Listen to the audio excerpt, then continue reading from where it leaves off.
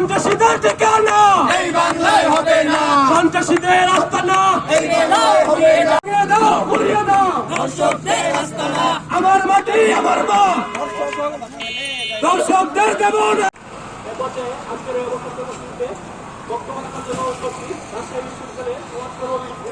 চলছে আমাদের বর্তমান অন্তর্বর্তীকালীন সরকার দিন দিন আইন শৃঙ্খলার যে অবনতি, এই অবনতির মূল কারণ একটাই, আমাদের নতজানু নীতি।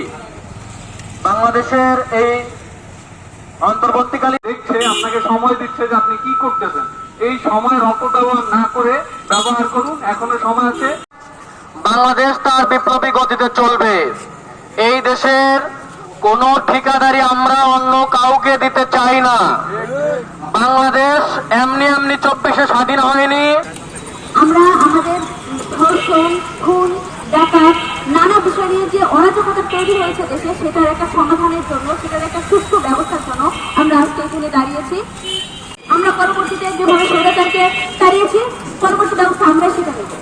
আজকে খুব কষ্ট হচ্ছে রাজশাহী বিশ্ববিদ্যালয়ের জহা চত্বরে দাঁড়িয়ে আমি দেখতে পাচ্ছি মাত্র অল্প কয়েকজন শিক্ষার্থীর উপস্থিতিতে আমরা প্রতিবাদ করছি। এই প্রতিবাদ কি আমাদের এই অল্প কয়েকজন শিক্ষার্থীতে করা উচিত ছিল, নাকি আমরা যখন নিজেরা হত হবো তখন মাঠে আসবো?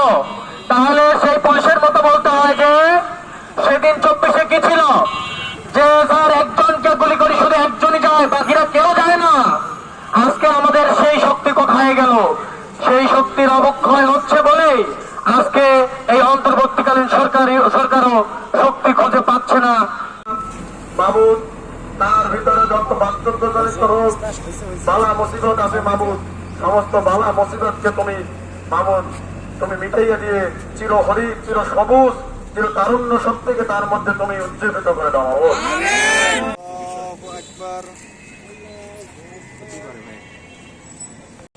আল্লাহু আকবার। আবার